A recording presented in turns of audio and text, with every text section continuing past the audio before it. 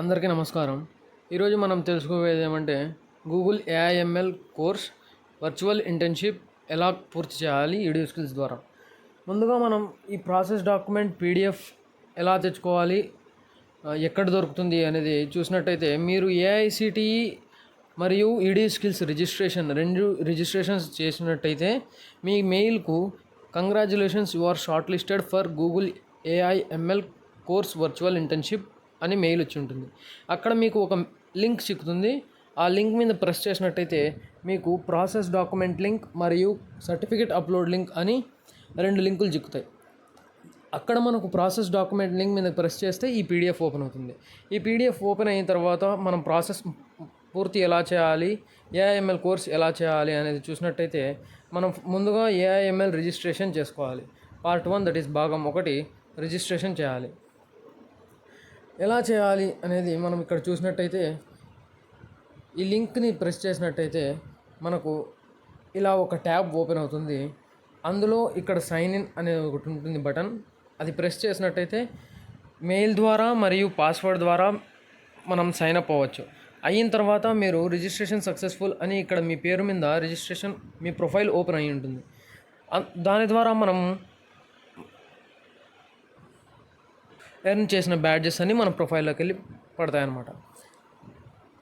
తర్వాత భాగం 2లో కోర్స్ కంప్లీట్ ఎలా చేయాలి, మనం పూర్తి కోర్స్ అంతా ఎలా పూర్తి చేయాలి అనేది ఉంటుంది. ఇక్కడ మనం చూసినట్టయితే 6 యూనిట్లు ఉంటాయి. 6 యూనిట్లో ప్రతి ఒక్క యూనిట్కి ఒక బ్యాడ్జ్ అనేది ఉంటుంది. ఒక్కొక్క బ్యాడ్జ్ ఒక్కొక్క యూనిట్కి ఎలా తెచ్చుకోవాలి అనేది ప్రతి యూనిట్కి ఇక్కడ పైన లింక్ ప్రొవైడ్ చేసి ఉంటుందన్నమాట. ఆ లింక్ ప్రెస్ చేసినట్టయితే మనకు యూనిట్ 1 ఓపెన్ అవుతుంది. ఇక్కడ కోడ్ ల్యాబ్స్ మరియు ఆన్లైన్ క్లాసెస్ పూర్తి వీడియోస్ చూసినట్టయితే మనకు టెస్ట్ ఎక్విజ్ అని ఉంటుంది. ఇక్కడ ఆ టెస్ట్లో క్వశ్చన్స్ ఈ కోడ్ ల్యాబ్స్ మరియు ఆ వీడియోస్ ద్వారానే దొరుకుతాయి. మీకు బయట గూగుల్లో ఎక్కడ సెర్చ్ చేసినా దానికి ఆన్సర్స్ దొరకమన్నమాట. అలా మీరు ఫస్ట్ యూనిట్ పూర్తి చేసినట్టయితే ఒక బ్యాడ్జ్, సెకండ్ యూనిట్ ఇక్కడ లింక్ ఉంటుంది. ఈ లింక్ ప్రెస్ చేసి second unit code labs classes ఇన్న తర్వాత క్విజ్ రాస్తే సెకండ్ యూనిట్ బ్యాడ్జ్, అలా third unit badge, fourth unit badge, fifth unit link ఇది. ఫిఫ్త్ యూనిట్కి కోడ్ ల్యాబ్స్ 3 ఉంటాయి మరియు వాడ క్లాస్ కూడా ఉంటుంది. అది విన్న తర్వాత క్విజ్ రాసిన తర్వాత మీకు ఫిఫ్త్ యూనిట్ బ్యాడ్జ్ ఇది. లాస్ట్గా సిక్స్త్ యూనిట్ లింక్ ఇక్కడ ఉంటుంది. కోడ్ ల్యాబ్స్ క్లాసెస్ విన్న తర్వాత క్విజ్ రాసిన తర్వాత 6th యూనిట్ బ్యాడ్జ్ ఇది. మొత్తం 6 యూనిట్లు అయిపోయిన తర్వాత మీకు ఇలాంటి 6 బ్యాడ్జ్లు మీ ప్రొఫైల్లో వచ్చి ఉంటాయి. ఒకవేళ రాకపోయినచో మీరు చేసింది తప్పు అని అర్థం. ఈ 6 బ్యాడ్జ్లు మీ ప్రొఫైల్లో కన్ఫామ్గా ఉండాలి. ఈ 6 బ్యాడ్జ్లు ప్రొఫైల్లో ఎలా చెక్ చేసుకోవాలి మరియు ప్రొఫైల్ ఎలా క్రియేట్ చేయాలి అనేది ఇప్పుడు చూద్దాం. ఇక్కడ మనం చూసినట్టయితే గూగుల్ డెవలపర్ ప్రొఫైల్ ఎలా క్రియేట్ చేయాలి, అదే గూగుల్ ఏఐఎంఎల్ ప్రొఫైల్ ఎలా క్రియేట్ చేయాలి అనేది చూసినట్టయితే ఇక్కడ పైన 3 డాట్స్ ఉంటాయి. దాని మీద ప్రెస్ చేసినాక ఇక్కడ ప్రొఫైల్ అని ఓపెన్ అవుతుంది. ఆ ప్రొఫైల్ మీద క్లిక్ చేసి ఇక్కడ సెట్టింగ్స్ అనేది లోగో ఉంటుంది. దాని మీద మనం ప్రెస్ చేసినట్టయితే ఇక్కడ మీ పూర్తి పేరు ఎంటర్ చేయాలి. ఐ యామ్ ఏ అంటే మీరు ఏంటి, స్టూడెంట్ కాబట్టి స్టూడెంట్ అని సెట్ చేస్తారు. అట్ అంటే మీ కాలేజ్ పేరు సెట్ చేసుకోండి. ప్రొనౌన్ అంటే మీరు పురుషులైతే హీ ఆర్ హిమ్, స్త్రీలైతే షీ ఆర్ హర్ అని సెట్ చేసుకుంటారు.